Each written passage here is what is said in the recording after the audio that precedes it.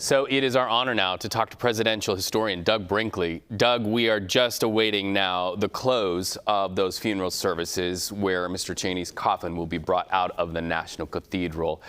As we look back on his legacy, how do you feel as a historian former Vice President Cheney will be remembered?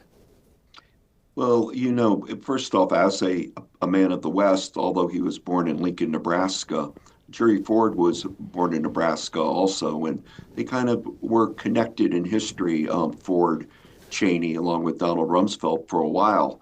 But Cheney had a big breakout when he's Secretary of Defense. And, he was sworn in 92-0 to be Secretary of Defense and under George Herbert Walker Bush.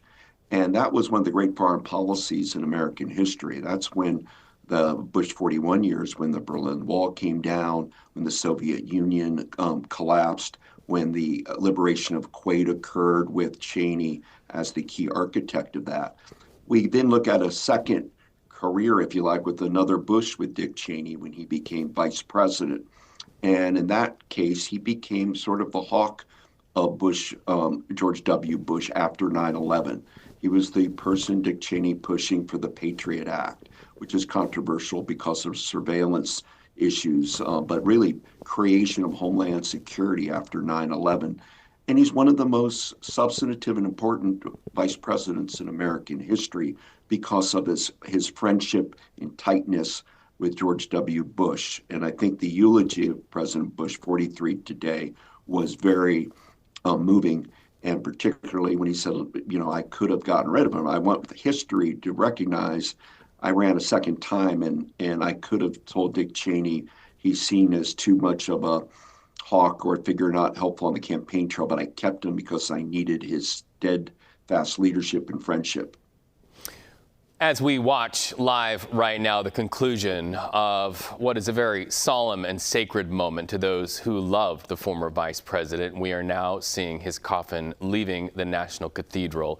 You are seeing our nation's servants there carrying his body out of the cathedral. Lots of people with their hands over their hearts. I saw somebody salute the coffin as it went by.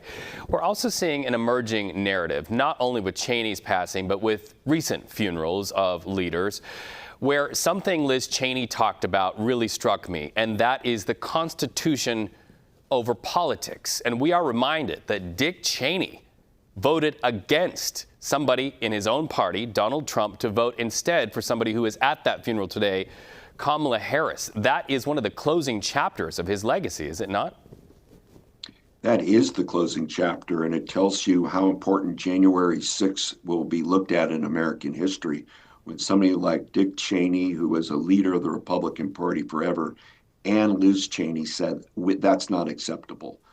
They showed courage, both Dick Cheney and Liz Cheney at that moment. And, as George W. Bush kind of tries sometimes to stay out of the political fray, the Cheney family said, no, we are a family about the Constitution. We remember what the truth of American history is and the role that our U.S. military plays, and the way current President Trump's behaving is unacceptable to us. So it's a big third act that Dick Cheney had of defending his daughter, but also dealing with his heart ailments and enjoying the wilderness in Wyoming around Jackson Hole, Grand Tetons that he so loved.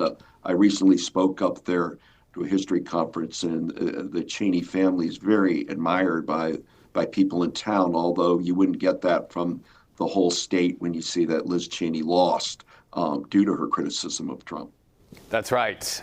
Wyoming, definitely a very red meat state there, and there was a political fallout and a political toll to the stand that she took and that her father took as well.